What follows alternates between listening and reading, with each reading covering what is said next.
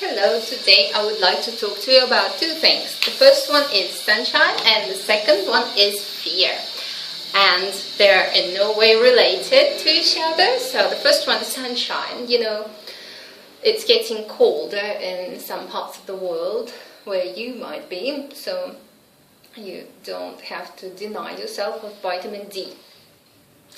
And there is another source except for the sunshine, avocados. So you can add at least one avocado per week to your diet if you're not having it already. And the best source of vitamin D is our smiley, happy, warm sunshine, which I couldn't live without. That's why I'm in Thailand.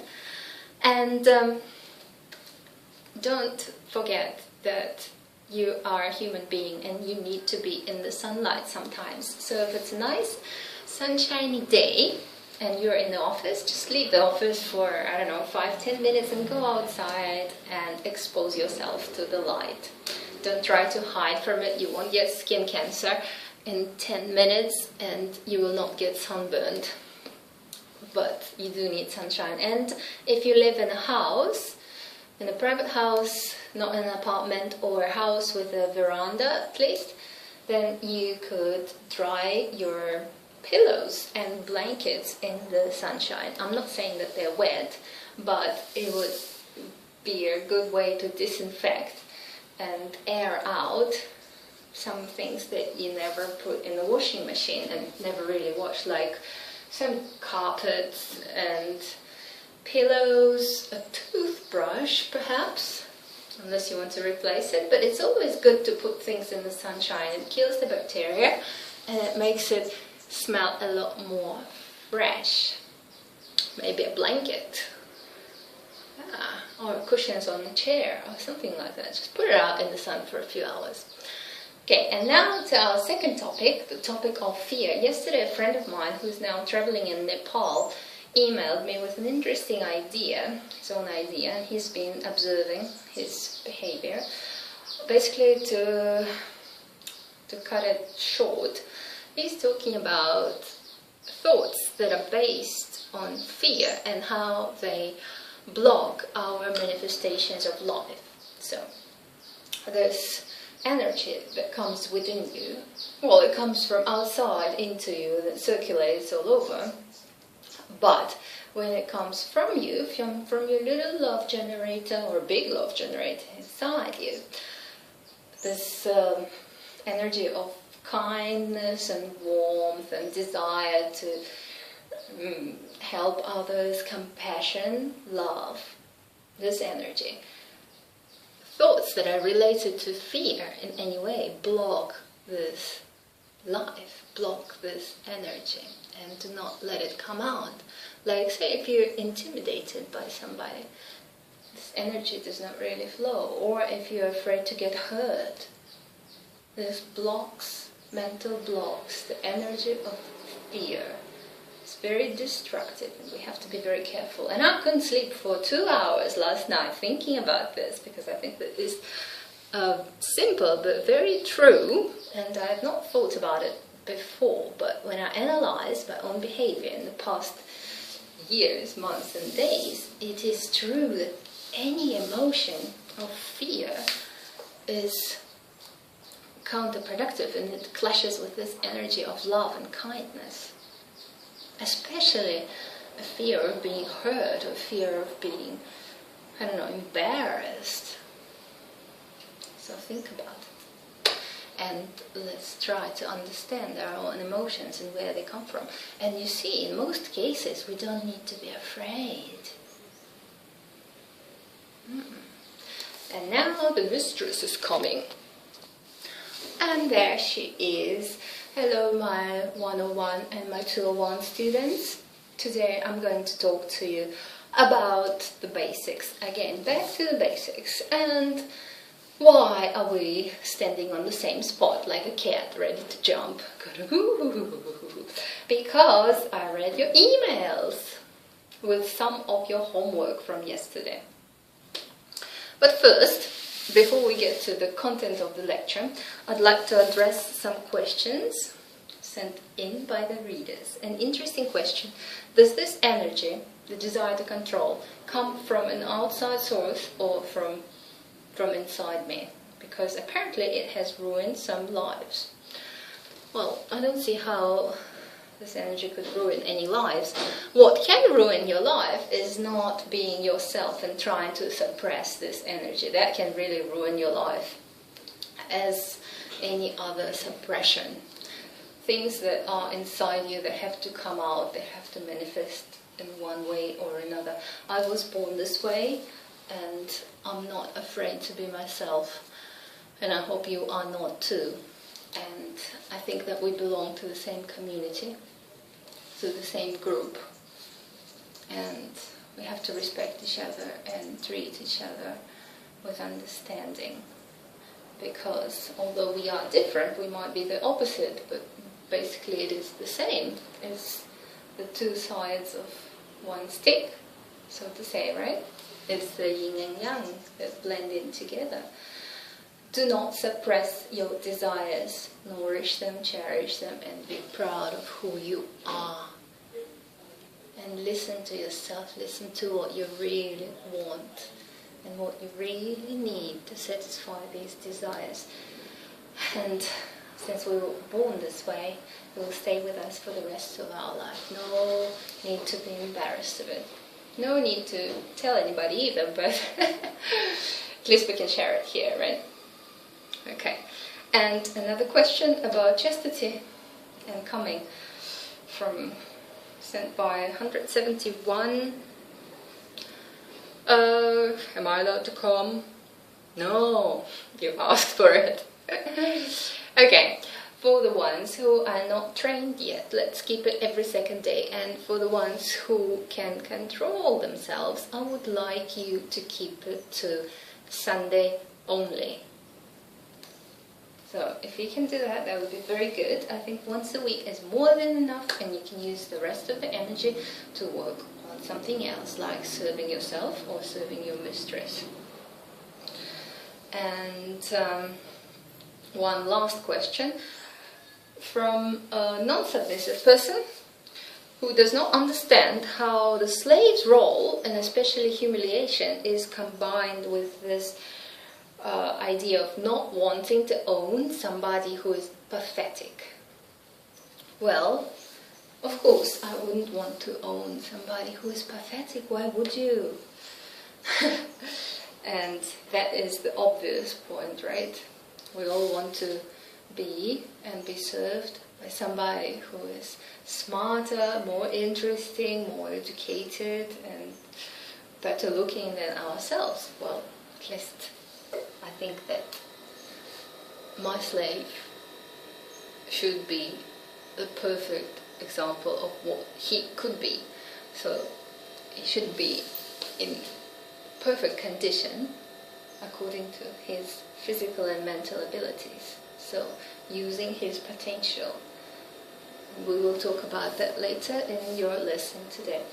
And humiliating, well, first, in public you would never humiliate your slave.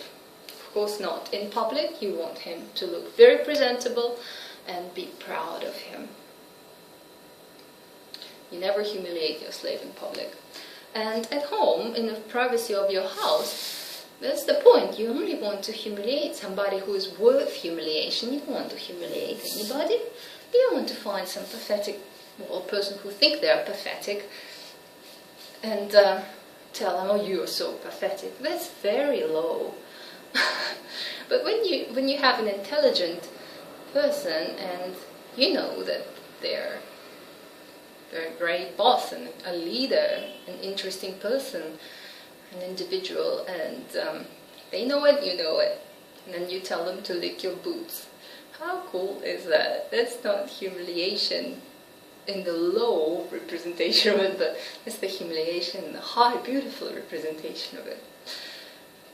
So I hope that answers your question. And one more on insulting. You have asked me to make a video with insulting, dirty talk. I don't do that. That's what fake mistresses do. They will tell you what a loser you are. But you are not. And I believe that you are not, and I respect you. And if you were a loser, I would try to change your mind, because There is nobody who should be called a loser. We all have something which is unique to ourselves and which is better than in other people, right? So there is no losers in this world. And I wouldn't insult any human being because it's a very low act and it should not be done to anybody. And thinking that somebody is lower than you, that's not my policy of life. We're all equal. In some areas, some people exceed others. In other areas, they're below others. Because we all have a limited amount of time and cannot do all things perfectly, can we? And from birth, we are not equally talented, so we are good at one thing but we suck at the other. So do not concentrate on that and say, oh, I'm a loser because I can't do that. I can do this, so I'm the best at this, but there's no reason to be arrogant. And hey, every people have something that we can learn from them. That brings us back to your homework, my 101 students, dear darlings. Now, back to the basics. Who is serving who? The slave is serving his mistress, and being submissive and being a slave is about giving. What am I doing right now? I am giving you something what I think would help you with your training. Why? Because you have come to me and you said that you want to serve me and be trained by me. And I'm here to train you because you have asked for it. I am giving and you are to give. Now, does masturbating in front of a web camera count as serving your mistress?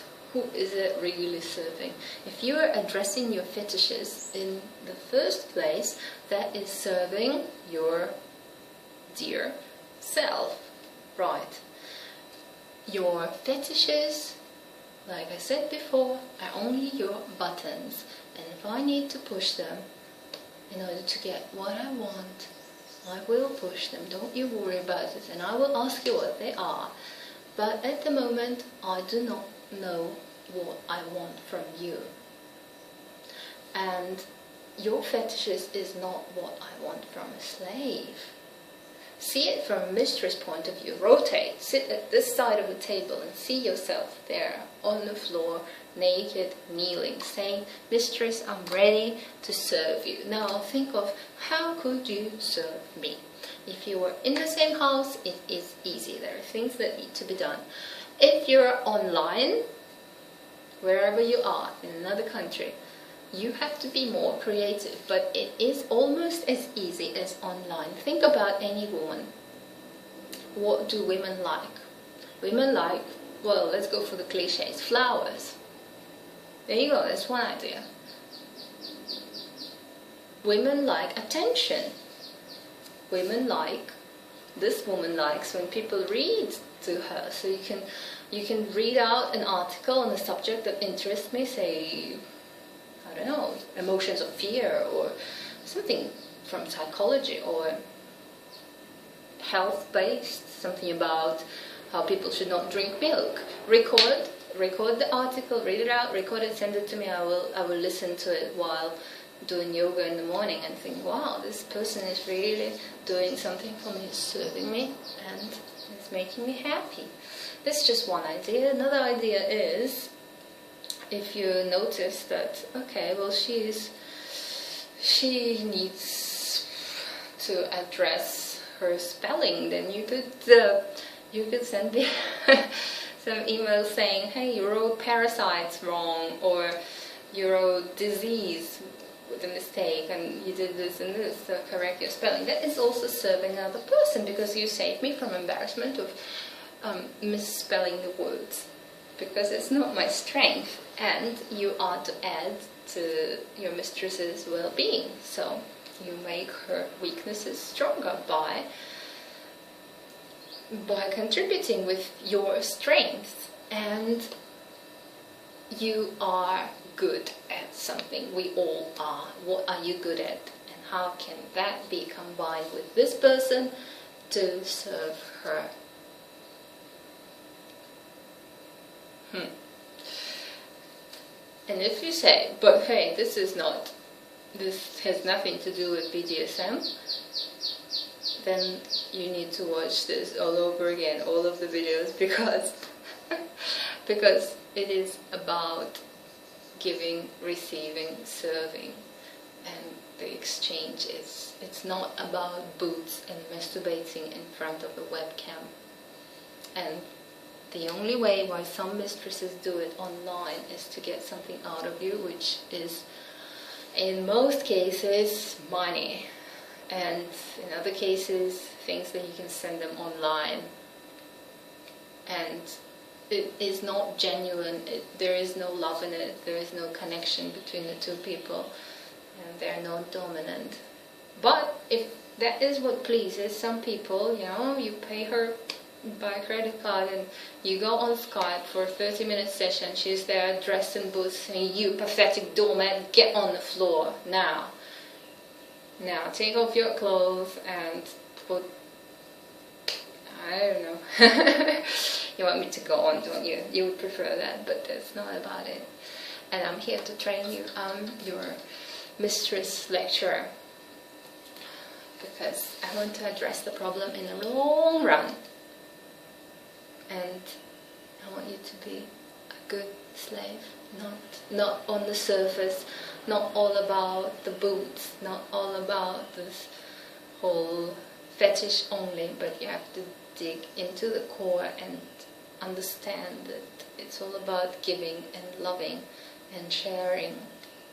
So your first one.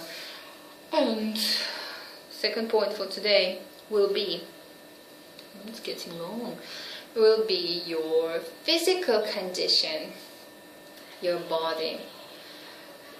Why do I talk about health all the time? Because I want you to be healthy. I don't get a kick out of controlling people's diets. It's not to make your life miserable. I just want you to be healthy. And honestly, when you look at yourself in the mirror, can you say that you are the best you could be?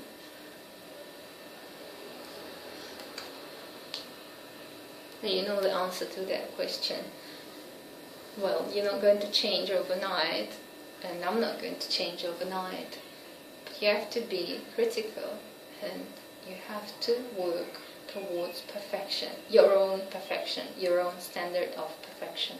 Especially when you're owned by such a nice mistress, you have to maintain her property in a good condition. Or, since you're not a car, you're a human being, you have this natural ability to become better and better and better, lose weight, get toned, get stronger, get looking younger, clear up your skin, whatever else.